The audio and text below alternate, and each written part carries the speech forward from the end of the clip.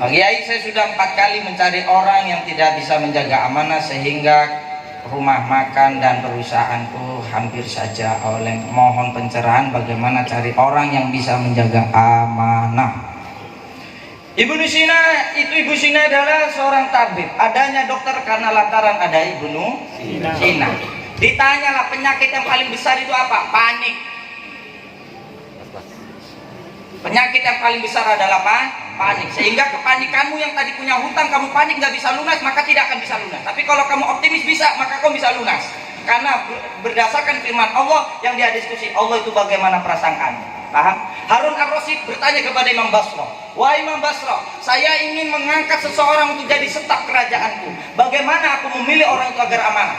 Imam Basra berkata, carilah orang yang bagaimana dirinya tidak pernah bercerita tentang aibnya diri sendiri, maka dia orang yang paling pegang amanah. Kalau mau cari teman, carilah yang mana dia mulutnya tidak pernah menjelekkan orang lain, maka jadikan dia sahabat.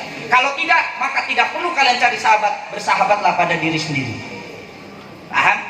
Imam Basra ditanya dengan Raja Harun ar-Rasyid, aku ingin mencari staf yang agar dia amanah. Bagaimana cari orang biar amanah? Maka kamu dengar dan perhatikan, pernahkah dia berbicara tentang aibnya sendiri?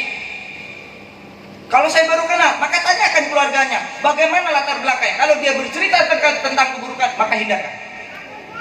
Nanti Imam Basra berkata, kalau kamu ingin bersahabat kepada teman, maka perhatikan mulut dia. Pernahkah dia menjelekkan orang lain? Kalau pernah, maka kamu jangan bertemannya. Lebih baik kamu berteman dengan dirimu sendiri, itu lebih baik. Nah, paham? Nah, ya itu. Jadi kata Imam Syafi'i, kalau ingin tahu kualitas orang, kalau ingin tahu kepercayaan orang itu baik enggaknya, maka amanahkan dia dengan uang. Kalau dengan dunia bisa menjaga, dia orang baik. Tapi beda dengan Imam Basra berkata, kalau dia saja menceritakan aibnya sendiri saja diceritakan, bagaimana kamu bisa percaya dengan dia? Imam Basra sampai berkata begini, aku lebih percaya dengan Fir'aun, karena Fir'aun sungguh dia sering berkata jujur. Hanya saja dia tidak mengakui Musa nabinya Allah. Hanya saja Fir'aun itu tidak mengakui Musa nabinya Allah.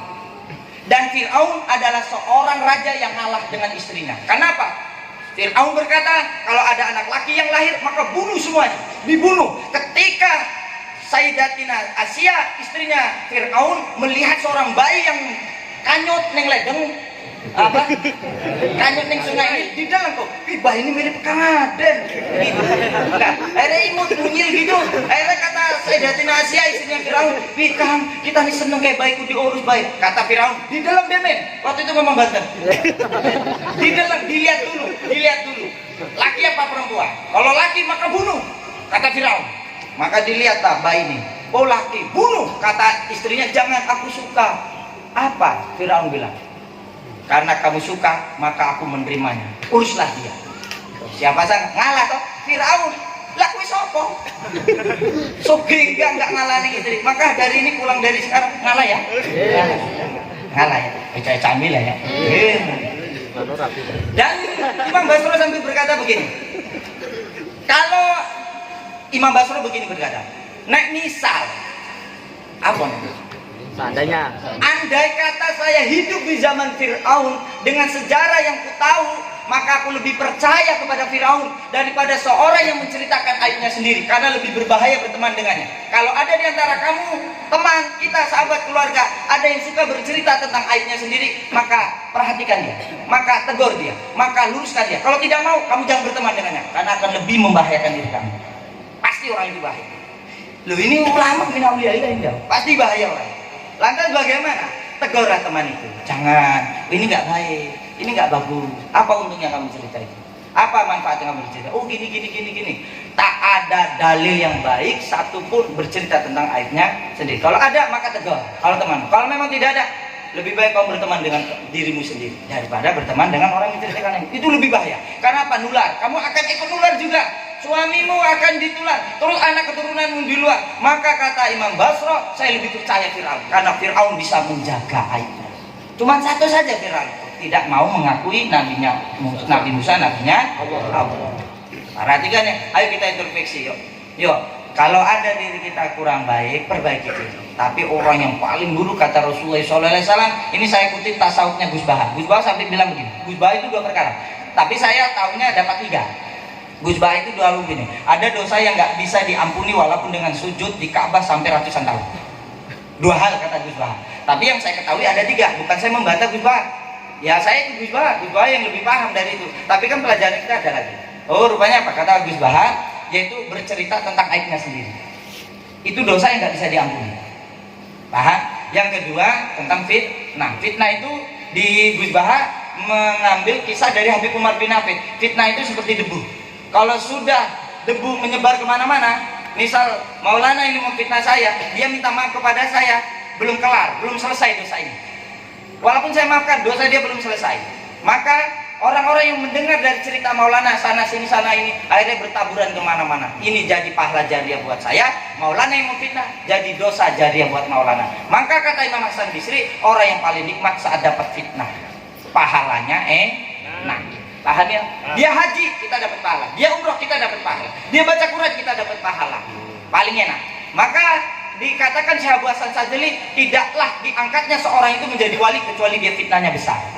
Para wali itu dapat angkat derajat itu bukan karena diri dan bukan karena puasa, tapi bisa menahan gojelakan fitnah yang besar. Kalau tidak kata Gusmi, saya kalau hidup belum dapat fitnah, saya cari fitnah.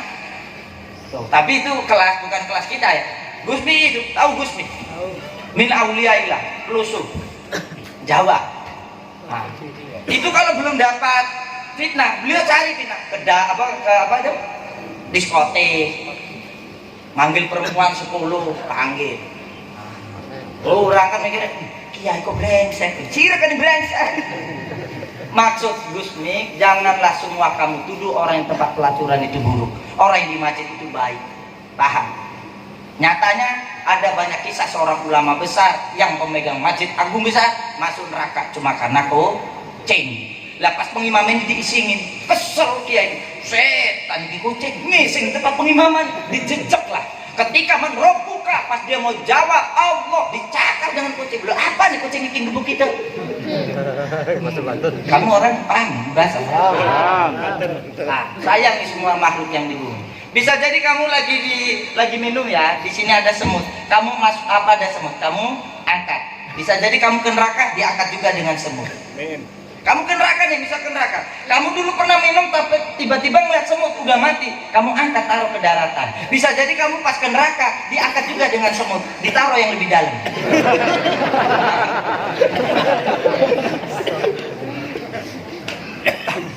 Akhirnya ditanya lagi apa dosa yang paling besar lagi. Nah baru yang ketiga ada apa? Dosa yang tidak bisa dihapus dengan puasa, dengan sholat, dengan ibadah dan sujud di depan Ka'bah mau sampai ratusan tahun, yaitu dosa menyakiti perasaan saudara. Arti saudara itu sifatnya banyak. Sebelum kamu minta maaf, maka sangat penting sekali ya anak-anak saya. Yuk kita tafakurkan, adakah orang yang masih hidup ini pernah menyakiti? Yuk datengin saudaranya, ketok pintunya, tok tok tok, assalamualaikum, waalaikumsalam. Sungguh aku dulu pernah menyakitimu, aku minta maaf. Tiba-tiba dia ngomong, kita udah menjaluk, kita udah maafin sih. Ya sudah, itu urusan dia sama Tuhan. Yang penting kamu katakan minta maaf. Bar itu sudah, jangan bergaul. Enak bergaul dengan orang-orang yang bisa menjaga lisan, karena lebih membahayakan. Maka tak jarang seorang para ulama yang alim, yang benar makomnya tinggi, jarang keluar rumah kecuali keperluan besar. Paham? Nah, lebih baik dia berteman kepada istrinya, kepada anaknya, kepada orang tuanya, kepada keluarganya, atau kepada orang yang terpercaya di sekeliling. Maka harus diperhatikan. Kalau saja temanmu kamu ceritakan yang buruk, kalau nggak ada kamu maka kamu yang akan diceritakan. Ini Sayyidina Ali yang dahulu. Paham? Begitu. Sampai Sayyidina Ali itu bilang, pedangku yang bernama Zulkarnain akan kutebas kepada sahabatku yang bila mana ada satu kalimat saja yang mengucapkan sahabat satu sama yang lain dijelekkan, aku tebas lisannya. Tapi sampai sekarang aku belum pernah menemukan, karena memang itu kata Rasulullah, dia pantas dibilang sahabat. Paham ya? Sahabat itu bukan yang kalian ada masalah dibantu, bukan. Itu kewajiban kita sebagai orang Islam. Sahabat itu yang mampu bisa menjaga keburukan, kekurangan kita. Di bumi ini tidak ada yang sempurna. Paham? pasti ada yang kekurangan. Saya banyak kekurangan, sampai banyak kekurangan. Ayo satu sama yang lain saling menjaga. Kalau saja saya banyak kekurangan, bagaimana kalian? Ngono lo mikir dulu, paham? Mikir itu aja. Lah Kang Aden makanya lah Kang Aden makanya lah sirane bremen. Ngerti? Sirane wong kok apa ya mikir ngono. Assalamualaikum.